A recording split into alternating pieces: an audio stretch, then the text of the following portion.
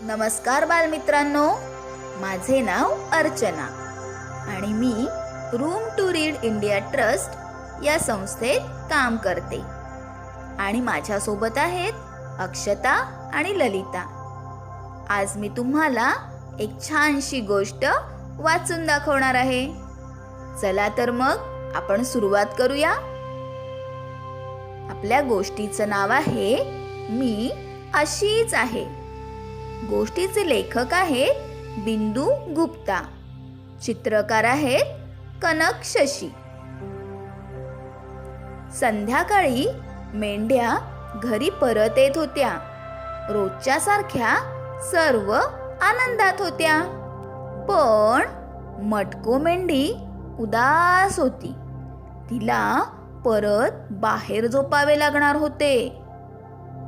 वाड्याचा दरवाजा खूप छोटा आहे, त्यातून ती जाऊ शकत नसे.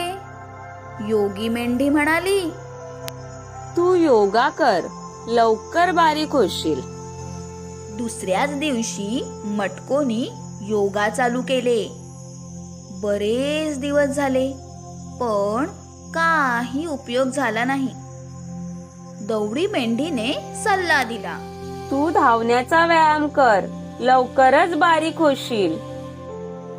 तिने धावायला सुरुवात केली.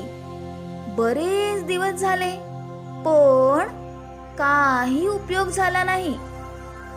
तेरू मेंढीने सल्ला दिला, तू पोहण्याचा व्यायाम कर, लवकरच बारीक होशील. बरेच दिवस गेले. तिने पोहायला सुरुवात केली, पण काही उपयोग झाला नाही. बन्नी मेंढी नखरेलपणे सायकलवरून आली. म्हणाली, तू रोज सायकल चालवत जा. मटको म्हणाली, मी जशी आहे तशीच बरी आहे. आणि ती तिथून कुठेतरी निघून गेली. एक पिशवी घेऊन काही वेळाने परत आली. पिशवीत काही अवजारे होती.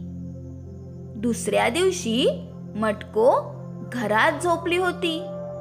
सगळ्यांनी विचारले, अरे तू आत कशी आलीस? तू बारीक झालीस का?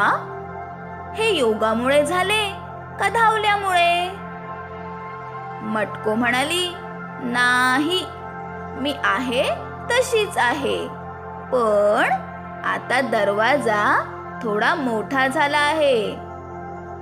मग मित्रांनो, आवडली ना गोष्ट? आता आपण या गोष्टीवर थोड्या गप्पा मारूया. मला सांगा, तुम्ही जर मटकोच्या जागी असता तर काय केले असते? अजून एक, मटकोला जर हत्यारं मिळाली नसती तर तिने घरात येण्यासाठी कोणता उपाय शोधला असता? अच्छा मित्रांनो, तुम्ही माझ्यासोबत ही गोष्ट वाचली त्याबद्दल धन्यवाद.